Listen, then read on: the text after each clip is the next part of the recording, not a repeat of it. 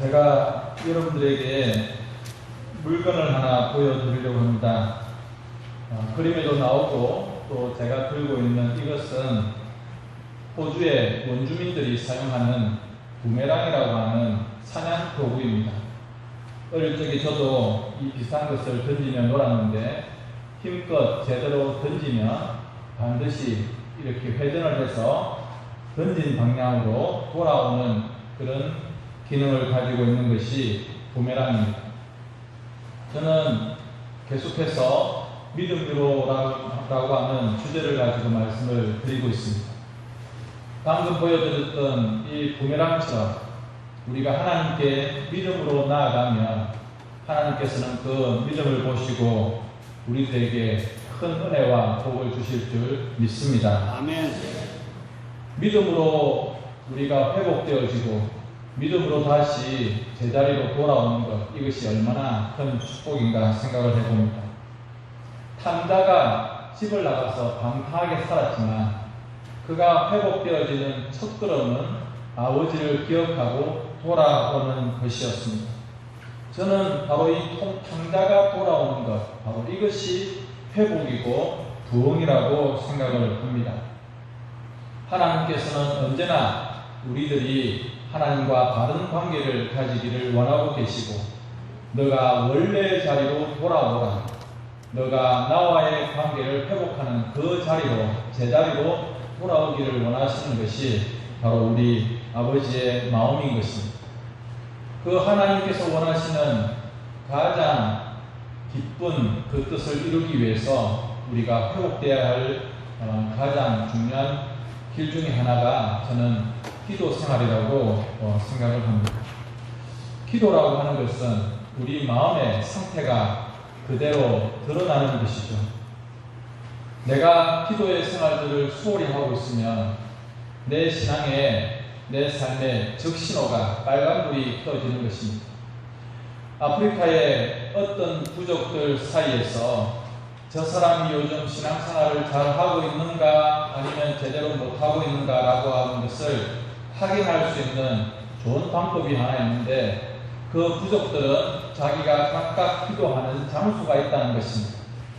그래서 그 기도하는 장소로 가고 있는 그 길들에 풀이 자라고 또 길이 가리워져 있으면 기도하러 잘 다니지 않는다는 이유가 되어지고, 저 사람은 요즘 기도하지 않는구나. 그러나 그 숲속으로 기도하는 그 길들이 늘 발로 밟아가지고 풀들이 자라지 않고 길이 잘 나 있으면 저 사람은 요즘 기도 생활을 잘하고 있구나 라고 하는 것을 알게 된다고 합니다. 성도님 여러분들은 요즘 기도 생활들을 어떻게 하고 계십니까? 기도를 통하여서 우리의 믿음의 근력들이 다시 한번 단단해지고 나의 근육들이 붙어서 우리 신앙생활들에 더 힘이 되어야 되지 않겠습니까? 다니엘을 보십시오. 그가 사자굴에 던져졌지만 기도의 자리 가운데 그가 든든히 서 있었습니다. 바울과 실라를 보십시오. 그가 감옥에 들어가 있었지만 기도와 찬양 가운데 그곳이 바로 부흥회의 자리가 되었습니다. 성도님 여러분, 혹시 연세가 들어서 근력이 약하고 또 근육이 많이 약해지셨습니까? 그것만큼이나 더 중요한 것은 우리가 기도 생활을 통하여서, 믿음의 생활을 통하여서 우리의 근력들을, 신앙의 근육들을 강화해 나가야 되는 것입니다. 그렇게 해야 힘든 일이 있고 어려운 일을 만났을 때 퍽퍽 쓰러지지 않고 그 어려움들을 믿음으로 이겨낼 수 있는 것입니다. 혹시 여러분들은 기억나십니까? 우리의 어머니가, 우리의 아버지가 방 안에서 혹은 교회당에서 기도하신 그 뒷모습을 기억하십니까?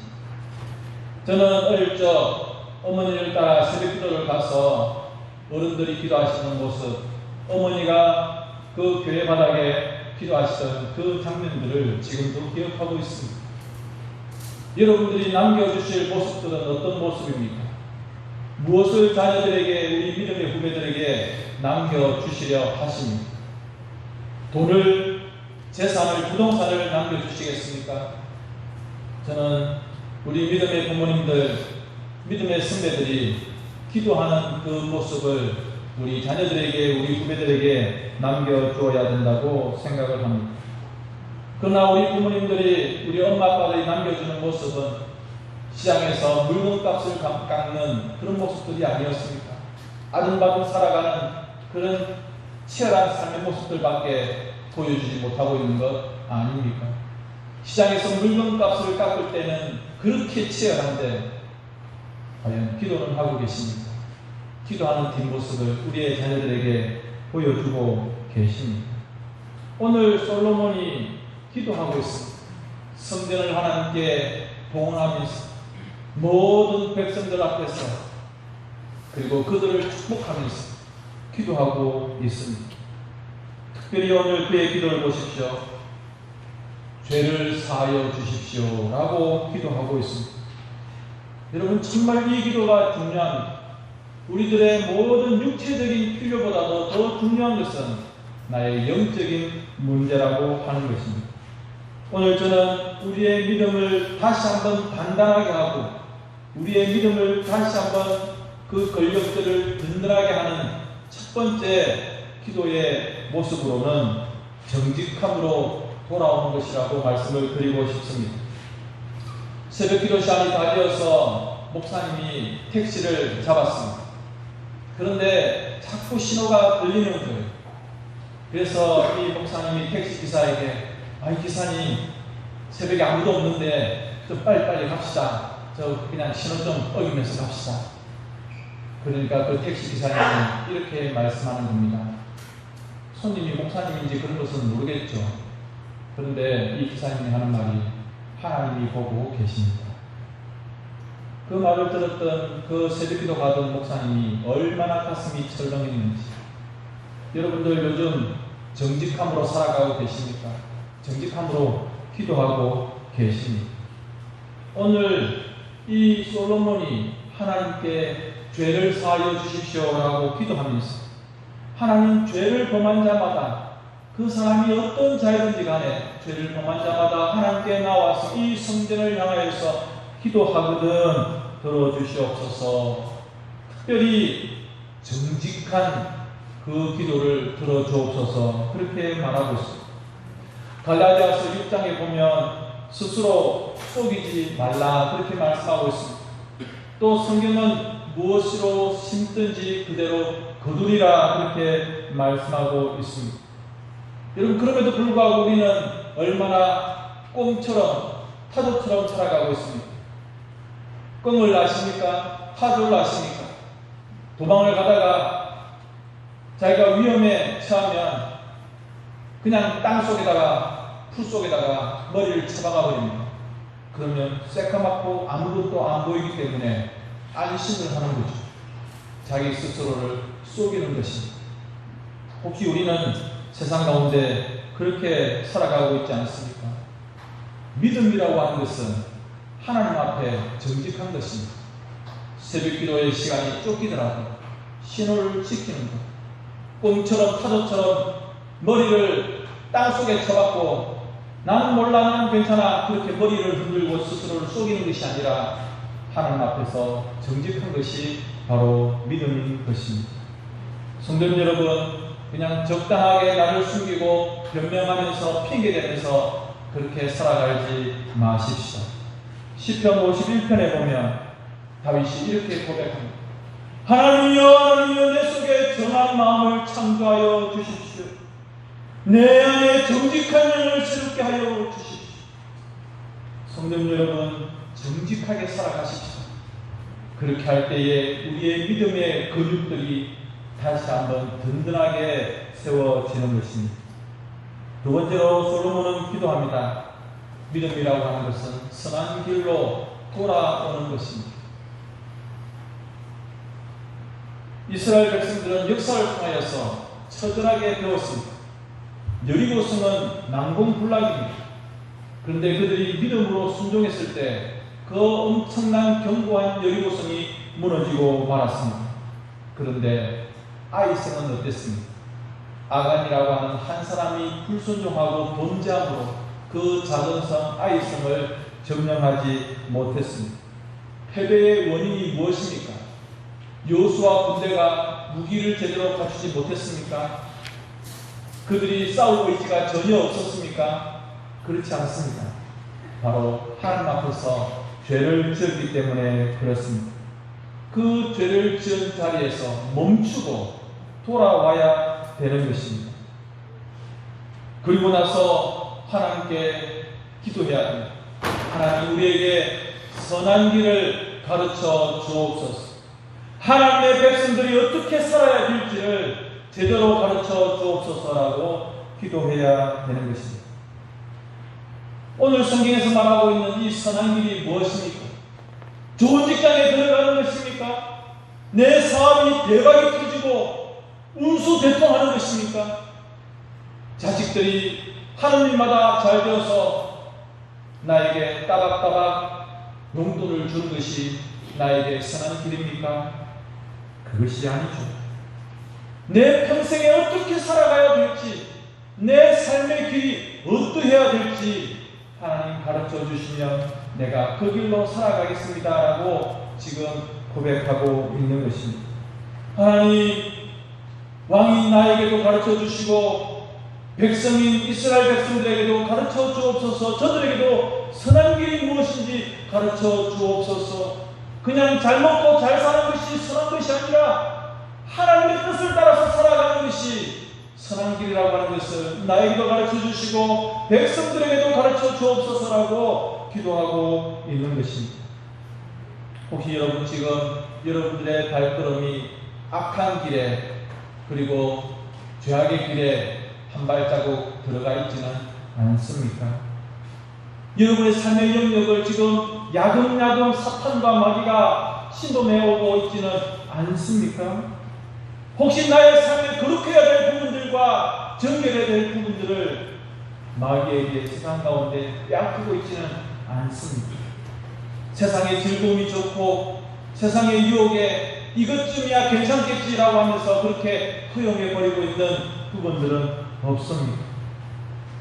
또는 세상 일들 때문에 두려워하고 겁내하며 그리고 세상의 그 모든 짐들과 염려들이 너무 크고 너무 무서워서 거기에 내 중심도 내 마음도 내 영도 다 빼앗기고 바싹 메말라가는 그런 심령은 아닙니까? 늘 즐겁게 그렇게 물된 동산 같은 나의 영혼이 되어야 되지만 바싹 메말라가는 그런 심령의 상태를 지금 가지고 있지는 않습니까? 그렇다고 한다면, 만약 그렇다고 한다면 주님의 선한 길로 돌아오시기를 바랍니다. 미가서 6장 8절 말씀은 이렇게 말씀합니다. 사람아, 주께서 선한 것이 무엇임을 너에게 보이셨나니. 하나님께서 이것을 감추어 주시고 이것을 숨겨두어서 우리에게 알지 못하게 하시는 것이 아니라 선한 것이 무엇인지 우리에게 보이셨다는 거예요. 우리가 다 아는 바예요. 그런데 우리가 실천하지 않고 순종하지 못하는 것이 우리의 죄이고 우리의 허물입니다. 그러면 그 선한 것이 무엇입니까? 정의를 행하며 인자를 사랑하며 겸손하게 내 하나님과 함께 행하는 것이 아니냐라고 말씀하고 있는 것입니다. 그러니까 믿음이라고 하는 것은 다시 한번 말씀드리면 하나님께서 이것이 옳다라고 하는 그것으로 내가 돌아가는 것입니다. 내가 힘껏 부메랑을 던지면 그 부메랑이 다시 나에게 돌아오는 것처럼 하나님께서 원하시는 그 옳다고 하는 삶으로 내가 제자리로 찾아 돌아오는 것입니다. 지금 여러분들은 혹시 살아가는 인생길 가운데 누구와 동행하고 계십니까? 물론 아내가 나의 동반자가 될 수 있고 나의 파트너가 나의 동반자가 될 수 있습니다만 여러분들이 평생에 같이 해야 될 인생의 동행자가 지금 옆에 누가 계십니까? 주님이 함께 하고 계십니까? 아니면 내 걸음을 나 혼자 따박따박 나 혼자 걸어가고 계십니까? 혹은 주님께서 동행하고 싶어 하시는데도 주님 더 이상 오지 마시고 저만 지키십시오라고 그렇게 주님을 밀치고 계시지는 않습니다. 여러분, 주님께로 돌아오십시오. 그리고 선하신 주님의 손을 붙잡고 주님과 동행하는 걸음을 살아가시기 바랍니다. 마지막 세 번째로는 이 모든 믿음의 일들 가운데 내가 먼저 해야 된다는 것입니다. 솔로몬이 기도하고 있습니다. 하나님이여, 하나님이여, 우리에게 질병과 재앙들이 있을 때에 어떻게 해야 되겠습니까? 내가 먼저 돌아가겠습니다. 하나님, 저 사람이 먼저 돌아와야 됩니다. 하나님, 저 집사가 먼저 좀 정신 차려야 돼요. 그렇게 남들 이야기하지 말고 내가 먼저 돌아와야 된다는 것입니다. 누가 먼저 회개하고 누가 먼저 깨달아야 됩니까? 김 목사가 깨닫는다고 해서, 장로님이 깨닫는다고 해서 여러분들이 다 자동적으로 깨달아집니까? 아닙니다. 내가 먼저 깨닫고 내가 먼저 순종하고 실천해야 되는 것입니다. 여러분들 마음 가운데 고통이 있습니다. 시련과 아픔이 있습니다. 질병들이 몰려옵니다. 그래서 작은 희망마저 다 사라지는 그런 안타까움이 있을 때에, 그때 성도들은, 하나님의 자녀들은, 백성들은 무엇을 기억해야 됩니까? 아, 나와 하나님과의 관계에서 무엇인가 문제가 생겼구나. 하나님께서 계속해서 사인을 보내십니다. 빨간 불을 켜시면서 깜빡깜빡 우리에게 돌아오라 돌아오라 사인을 주고 계십니다. 그런데 우리는 그것을 그냥 대수롭지 않게 나 혼자 해결할 수 있어, 별 문제 아니야, 이것은 저 사람 탓이야, 이거는 내 문제가 아니고 이 문제야 라고 하면서 자꾸 이 상황들을 부정하려고 하는 것이죠. 그런데 너가 먼저 깨달아라, 그것이 아니라 내가 먼저 깨달아야 되는 것입니다. 이 상황과 이 형편 가운데 내가 먼저 깨닫고 내가 먼저 돌아오는 것이 더 중요한 것입니다. 진짜 시급한 것은 내 문제, 진짜 시급한 것은 내 영적인 문제라고 하는 것입니다. 속히 주님께로 돌아와야 합니다. 요한계시록에 이 말씀이 있습니다. 볼지어다 내가 문 밖에 서서 두드립니다. 주님께서 지금 여러분의 마음의 문을 두들기고 계십니다. 저는 어릴 적 저 그림을 본 적이 있는데요, 여러분 집에도 아마 이 그림이 있을 것 같습니다. 문을 자세히 보시면 밖에서 두들기는 수는 있어도 그 문을 열 수는 없습니다. 우리 예수님은 굉장히 인격적인 분이십니다. 여러분의 마음의 문을 폭력적으로 부수고 들어오시는 분이 아니십니다. 여러분들이 열어주셔야 들어가실 수 있는 그 문을 지금 여러분들이 보고 계십니다. 그러면은 내가 먼저 주님의 그 음성을 듣고 그 문을 열면 주님께서 들어와 나와 더불어 먹고 거하신다고 말씀하십니다. 성도 여러분, 마음의 문을 여십시다. 우리 인생의 문을 여십시다. 그리고 약해져 있는 우리의 믿음의 권력들을 다시 한번 든든하게 하십시오. 지금 이 솔로몬의 기도가 이것을 자기 자신과 그리고 그 성전 봉헌식에 함께한 모든 백성들 앞에서 기도하고 간구하는 내용입니다. 함께 기도하겠습니다. 지금